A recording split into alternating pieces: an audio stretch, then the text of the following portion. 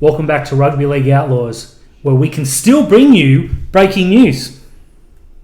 Unlike the NRL.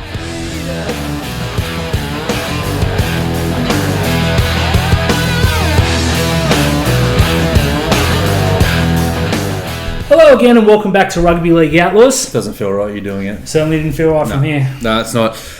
Dan, NRL.com, no more breaking news. Mate, it's very disappointing. It is. That the broadcasters have again thrown their weight around on the little guy, the NRL, and their fans.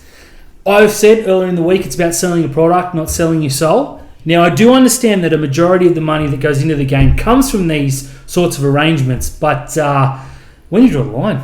I don't know. You can't take the digital arm away from the NRL.com. What's the point of the website? There is no point. It's just purely there to post the teams every week and be ignored otherwise. Yeah, I mean, the highlights, a lot of the footage gets taken down as well. Hey, one thing though, it's very important, now more important than ever before, to support the little guys. Yes. Such as ourselves. The team at Zero Tackle, League Unlimited. Yeah. Make sure you're supporting us. Like, subscribe, send us money. One good thing that did come out of that, though, is they've taken away our digital arm, but now they're televising the trial games. I'll take that swap. Yeah, I probably would as well. Yeah, absolutely. Absolutely. High def trial games, baby. Yeah, give us the trial games. Mate, I know a lot of people don't watch the trials. The first trial game typically doesn't have players that most fans have any interest in, won't know any players, etc. But any football is better than no football, and I think I watched maybe 6 or 7 trial games last year, not even including the Sharks ones. Yeah, when I think it was the first game we played against the Dragons, when it was like literally no stars apart from, I think, Matt Moylan and Nene McDonald for the Sharks. That was when we got to see Luke Metcalf. That was when we got to see Frank Pompele. Yeah, the names that come out of these, it's exciting. Yeah. We couldn't get to the game because it was a 5 or 6 o'clock kickoff for some reason. But I mean, these are the games that, players come out of nowhere. It's exciting. Plus, I'm ravenous for rugby league. Yeah, even now. Also, the other reason why we couldn't get to the game because it was at Shark Park and you can't park there anymore. Dan, there was some cracking footy this morning. Absolute cracking footy. St Helens with a three-peat. Not done since the Leeds Rhinos. They got there. They did it. Experience, big game. My God, they were incredible. Some familiar names too. Lockie Coote, who we wrote off as a fullback at this elite level, went over there and is an absolute superstar. Kevin Nguama, man of the match. Yeah, look, one of the big talking points you talk about Lachlan Coote, he was about 4 metres out. He jumped from inside the field of the play, landed outside the field of the play, fell over and batted the ball back in, and the touch judge let it go, killing any momentum that Catalans had getting back into the game. It's not just our referees, that's good. No, and look, one of the other things as well, you mentioned him, Kevin Nakama. Look, he's showing NRL clubs. I know at the end of the game he said, I might retire for now, but if an NRL club comes along, nearly every NRL club would have stood up and taken notice that he's still fast, he's still strong, his defence was incredible, he scored both tries. He couldn't have done much more, in all honesty. Yeah. A big come and get me, and we'll discuss later. Perhaps someone will. Yeah, absolutely. Look, and you don't even have to get him on a contract that'll get him into the first grade. Put him as your first cab off the rank. He's an incredible player, and you just saw the emotion on him at the end of the game. He was in tears, thanking Rob Burrow, thanking everyone about it. Didn't talk about his game, talked about everyone else who got him there. He's the kind of player you need. Yeah. And I'll tell you what, terrible clubs like the Tigers are out signing these big money no-names. Yeah. When you got players like Nagama coming back saying, if there's a club, I'll play. Yeah, I know. And look, if anything has shown from this season, you can win a premiership with an ordinary footballer like Dylan Edwards as your fullback. So much you go and get Lachlan Coote. Spot on. DQ Cup Grand Final was on today. Great finish. A tremendous finish to a really, really, really awful game. Look, it was subpar, and I think that's putting it nicely. I expected a shootout like the semi-finals last week. Yeah. Wasn't to be, a grand final game though, and to be honest, a good grand final is a close grand final. So, it was good football. Look, the front rower for North, who won man of the match, Michael Milo, Jesus, how has he not got a contract? Yeah, look, I don't think... He was so good. If he doesn't, he will very, very soon. Yeah, and I just want to say one thing about that grand final. I didn't notice the referee. No, that's a huge plus. Yeah, he was incredible. The crowd were loud too. Like, it was... And that commentator, I don't know who that was, but I felt the excitement. Yeah. I just got to give a rap. And I don't do this enough. I want to wrap the coverage. So I've been calling for these sorts of games to be televised for a long, long time. There's nothing better than watching some New South Wales Cup before the main stage. So I, for one, but I mean, we've got some really ordinary referees in the NRL. This guy should be in our ranks now. Well, there you go. Yeah, it's not only a place to breed players, but also referees. Terry, talk to me, Dan. to round things out for Rugby League Outlaws, to sign off before we talk about the Sharks, we're going to do our top 10 moments of the season. This took a while. There were so many good moments. Yeah, there were so many highlights this year, individual performances, teams, everything else. Kick us off, Dan. For me, though, the standout, and we give him a bit of grief, it's not really warranted, but it's good fun, so I'm not going to stop. Tommy Turbo's season. The guy won a Dally M, and he played, 18 games compared to 22? 15 games. 15 games just shows how dominant he really was. Yeah, look, a highlight for mine, obviously, the Sydney Roosters 40, West Tigers 6. That was a good game. Yeah, that was a brilliant game. That. Roosters, they were incredible. And I thought they were going to win the comp then. Like, the form they were in that early. Well, you beat the Tigers, and you're a good way to win in the comp. Yeah. Look, for me, attacking blitz. I know a lot of people were making fun of the new rules and the high scores. I loved it. Cody Walker set records for a try assist. Alex Johnson scored, 30 tries? Yeah, first player in the NRL era to score 30 tries. I love it. Look, I love a good close game. Yeah. But you don't take kids to the footy to see a 6-4. No, and they don't want to hear your language on it as well. But you go back to Manly as well, the first team in history to have 3 players score 20 tries in a season. There you go. Good fun. I enjoyed it. Absolutely. Look, my second highlight, speaking of Manly, they beat the Tigers 40-6. You saw Manly win the premiership then too? Look, that was when Turbo came back, and we just saw what they were capable of. So that's fair cool. Look, for me, I'm gonna give another rap to Peter Vlandis. That's 2, getting a bit close here. Yeah. The game continued in some pretty horrible circumstances. We did have that one day where a snap lockdown did push the games back a day. It was only a day, and considering everything else that's going on in the world, I think they got it right. Yeah, absolutely. Look, the game when it went to Queensland was always, it was going to be tough. A tough environment. If we did get an outbreak, there were going to be these rash decisions. What was going to happen? I think V'landys and Andrew Abdo, they handled it so well. Thank you for keeping the season alive, because this brings into number 3 for me, because if the season died, we wouldn't have seen the Storm win against the Tigers 66-16. 66-16. At one point, the Storm were beating the clock. I remember that. Yeah, it was like 40-0. It was 40-0 at half time, and then they scored straight after half time as well. It was bang. They were incredible. That is embarrassing. It was really embarrassing, but it was great to watch. It certainly was. And also good to watch this year was the top 8 battle. Not until the last round was the top 8 decided. And the spots were still up to grabs going into the last couple of games. Brilliant for mine. Yeah, and the Titans actually leapfrogged to get into the top 8. So it wasn't as if the top 8 going into the round was... It was incredible. Last year was a write-off. 3 weeks, 2 weeks out, it was game over. And even then, you knew. Yeah, look, one of the teams that were in that top 8 battle was our side, the Sharks. And they beat the Tigers 50-20. They beat the Tigers. At that point there, I thought we were in the top 8. Mate, I thought we'd win the comp. Yeah. But, Yeah, but that stopped the Tigers definitely winning the comp. Look, that's true. Put 50 on them. For mine, though, the highlight, and again, I like to put grief on because it's really, really funny. Competitive grand final. Last year, we didn't get it. I know the score was close, but it wasn't competitive. This year, literally last place. Yeah, it was a great game. But look, I know that was your number 1 highlight. Thank you. But for me, the number 1 highlight was the Bulldogs beating the Tigers 38-0. Terry, talk to me, Dan. For the last time this year, we're going to be talking some black, white and blue. Look, in lieu of a full season review, which you can find on the Fins Up podcast, we're going to do 5 positives and 5 negatives from the season that was for the Cronulla Sutherland Sharks. Yeah, look, let's start with the positives. And I think the positives has to go down to our recruitment. And we were a lot more strategic than these other teams that are just going out and signing every other player. We've actually signed what we need.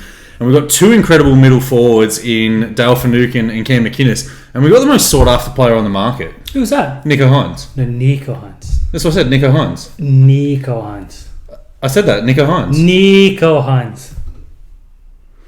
Yeah, look, we also signed a new head coach in Craig Fitzgibbon. Again, the most sought-after young coach on the market. For me, this was the signing to end all signings. Yep. Look, in terms of players, we've signed 3 quality superstars. But off the field, your culture gets built. It starts and stops with who runs it, and that should be your first-grade coach. Yeah, and this guy, coming from the Roosters program, he's been involved with New South Wales. He's coached country. He's played for country, played for New South Wales, played for his country. Pedigree. Gone over to Super League, made great relationships over there. He tried to get the Leeds Rhinos coach to come onto his coaching staff. Exactly right. For me, Fitzgibbon has the name, obviously, and the pedigree.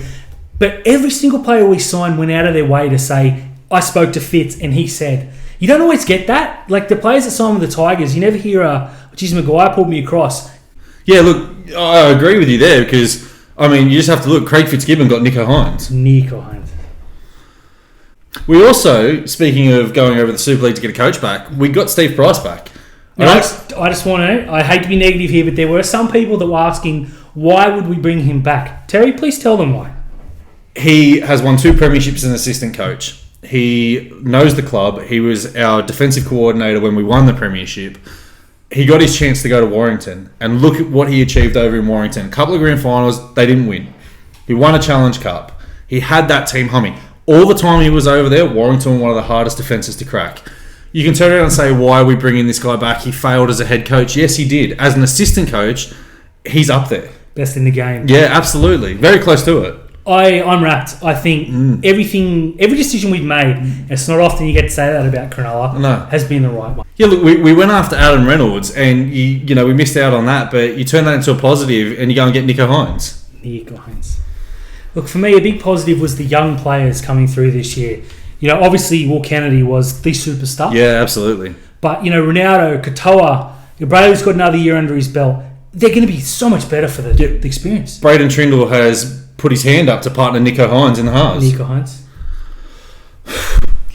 He's absolutely, it's the young players coming through, you're right. And then if you have a look at just some of the Instagram videos that are going around at the moment, Tiani Katoa back in the gym, he looks incredible. He looks like a monster. He looks incredible. And then Ronaldo's training now already, still with his jaw wide. I love that guy. Do we take a moment to praise Ronaldo? Absolutely, yeah. Well-deserved winner of the Ken Stevens medal. There was no other winner for mine. And obviously you're going to go with your club.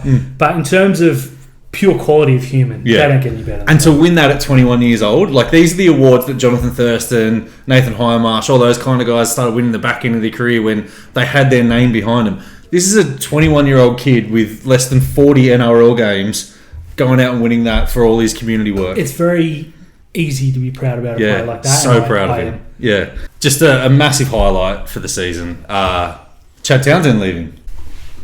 But unfortunately, where there are positives, there are also negatives, Terry. And there were a few. Yeah, absolutely. There were a few. Look, I guess the biggest talking point, you have to start with it straight away. Bomber Morris, we talked about we got a new coach. Unfortunately, man, our old coach had to leave. And look, Bomber, he was incredible for us. The junior pathways, he brought some of these young players to the club, identified their talent. But he was identified as the coach that was not going to get us to the next level. And the situation could it have played out better? Absolutely could have. It dominated headlines, which is always unfortunate. Look, we made the right decision. Yeah. I think everyone is unanimous in agreeing with that.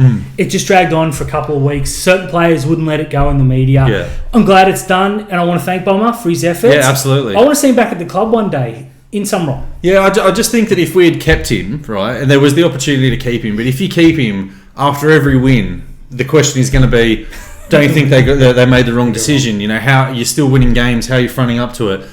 If we make the finals and go deep and have a run, or we fluke a premiership, why do you do it? Yeah, why'd you do it? So we had to do it. Look, we did. One thing we had to do this year was make the 8, and mate, I didn't know what to do with myself come finals times. Because how many years has it been now? It was 6 in a row. We had the second longest streak behind the Melbourne Storm, which is incredible. Yeah, absolutely. Look, it did all good things come to an end, apart from Melbourne. But yeah, look, not making the 8, I think it was, you and I said at the beginning of the year, it was so important for us to be in the 8 or as close to the 8 as possible to attract players. Yeah, no one wants to play for a terrible side. Yeah, I mean, if we're last, we Cowboys. we don't get Nico Hines. No, we get Chad Townsend or Valentine Hone. But we don't get Nico Hines. At the contract value that we got him. No, we don't. You pay overs for players that... and you're talking about Dale Finucane on $2.4 million over 4 years. That becomes $3.2 million. Absolute steal. Yeah, absolutely. Look, Dan, one of the negatives from this year, bugged us every game, whether we won or we lost, was our middle defence. What middle defence? Apart from the Tigers, ours was absolutely dreadful. Look, I think we made 2 superstar signings to help fix that, and we've also removed some players. Aaron Woods. That unfortunately fell victim of the faster rules and just didn't seem to be able to get there in defence. If we fix these 2 players, we fix our middle defence, we get that roll on when we have the ball, you get our exciting player, Nico Hines. You get him the space and the opportunities. We're going to win more games than we lose. We're going to win them all. Absolutely. It's fantastic. The negatives, we turned into positives. One negative I can't spin, though, was the injuries. Yeah. We lost too many players for too many weeks. It happens. It happens. But it just seemed to be the same players time after time. Yeah, look, and in saying that, with Fitz coming in, to the club now. He's bringing the people in with him. He's gone out and got new strength and conditioning staff. The Panthers. Yeah, he's brought someone over from the Roosters as well. I don't know if it's a physio or anyone else, but They seem to get it right, put it that way. Yeah, we're nailing these decisions. Yeah, we really are. Injuries really cruelled us. We didn't get combinations. Poor Connor Tracy, centre, wing, Yeah, centre, wing, positions. hooker, halfback, 5'8". It's a younger squad and it's a fitter squad. It will be fitter. Yeah. 100% under Fitz and Price. I'm really excited about next year. Yeah. Hopefully we don't see the injuries to key players. Look, and the worst positive for mine was it took us 13 weeks to sack Chad Townsend. But then we did. What's annoying Terry? There's no more footy till 2022. Dan, it's time for some top sport, American Outlaws. Preview of next week. Let's do it, mate. Look, one thing I will say is top sport are going to hate us in this off-season. They are. I mugged them off all this week. Yeah, a couple of college football games. Picked the upsets, which was great. The Rams too came through. You know, I love taking their money. They're good people. I don't know how top sport keep us on now. Nah. What do we got? Mate, the big talk coming out of the States today was that fight. Oh, mate. What a fight. Heavyweight fights are either fantastic or really terrible, Yep. and this was right up there. Yeah, this is going to be like one of the fights you talk about for a long time. A very, very long time. Topsy-turvy, you don't get that often. No, look, Wilder came out throwing some great body shots, took the first round comfortably. Gypsy King came back, knocked him down. I thought that was it. I thought it was over. Round 4, I thought he had him. And then, and then at the end of round 4, you thought, uh-oh. Yeah, Wilder got 2 knockdowns in one, and then after that, it was it. Tyson just went, no, I'm not having this anymore. There's nothing. Like, I love my rugby league. I love my cricket. I love all that. There's nothing that gets that stomach feeling like a big fight. And then the knockout punch, like, you just saw Wilder. He was lifeless. He turtled. Yeah. He turtled up. He was gone. Yeah, he knew he was getting knocked out. Heavyweight fights, they can go either way. Yeah. And going into this, I thought this would be a good fight. But one knockdown will be the end of it. They just wouldn't stay down. No, 5 knockdowns in total. It's oh my god. My god, yeah. And look, it just shows, like, you see Deontay Wilder come out, 6% body fat, looked $1 million in prime shape of his life, gasping like you and I walking up a hill. And then Tyson Fury comes out with the ultimate dad bod. And looked like he could have fought another 12 rounds. It gives people like me hope. Yeah, it gives me. Yeah. I'm going to be the world champion one day, you know? Absolutely right. Just me and you could go and take Gallon. That's it. Let's just do it. I love boxing, mate. I'm an unashamed fan. In terms of Aussie boxing news, again, Lopez and Kambosos, the fight all Australians have been waiting for. It's been delayed again, Terry. Very frustrated. Look, it's Kambosos, new champion. It's just a matter of when.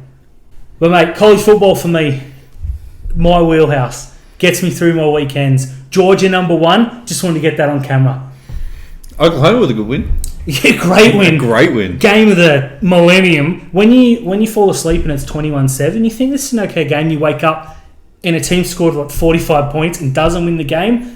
You've had a lot of fun. Yeah, it was, mate, wild scenes. Absolute great game. After the game, we're going to go. 1 year. Let's go to a college football game. I just want to run out on field. Let's do it. Let's try and get there for Tom Brady's final game as well. Why not? He's 10 years. Yeah, probably. Terry. Talk to me, Dan. For mine, the big event. 5 straight Sundays of UFC. Crescendo time, UFC 267. Mate, it doesn't matter what weekend. I just want to watch Paddy fight. That's it. I just want to watch Paddy fight. You tell me what weekend it is, I'll watch it. You'll be there? I will. Mate, I'll be talking about this on and off camera for as long as I can get away with it. I know, it's 5 big weeks of fights coming up. It's going to be great. Some of those cards they were showing him during the Fury Wilder fight, they looked incredible. Yeah, it's going to be a big one. Double title fights. We'll give full previews and predictions. Like I said, we'll be taking top spot for thousands of dollars. Absolutely. It's going to be a lot of fun. Mate, next week it's official. American Outlaws kicks off. We got a new theme song. We got a new intro. We got everything. I got a hat. Brilliant. It's going to be awesome. Let's talk some basketball, Dan. Absolutely. Great game ball. Last week I said that the Aussie for mine to watch was Joe Ingles. Normally I'd stand by that. I love watching Joe play. But there is actually a rookie in the NBA. He went number 6, went to the Oklahoma City Thunder, Josh Giddey. He went to my team. And I don't know how I missed him last week. I just wasn't thinking. I was so excited for this American Outlaws project coming up. Mate, it's going to be great. But Josh Giddey's the player that I'm so... His first game he had 18 points, 7 rebounds, 6 assists at point guard. I said that one of the issues for him transitioning into the NBA is he can't shoot. He hit 2 threes. Showed you up, didn't he? He did, yeah. Mate, I want to talk about Ben Simmons. Look, he's made it very clear that he's not going to go back to Philly, and those fines are racking up. Who's that? Ben Simmons. Look, speaking of Ben Simmons, AEW fans, for those that don't follow, the wrestling fans in Philly, had a rather unflattering chant to young Ben Simmons. Ben Simmons. Hey guys, thanks for tuning in to another episode of Rugby League Outlaws. The last for the season. Why, Dan? Why? Sorry. Look, it is brought to you by Punctured Media. Don't forget to like and subscribe wherever you can. Hit the socials. Give us as many comments as you can. Dan and I absolutely love it. We will be back. American Outlaws is going to kick off next week. But for the last time, Dan,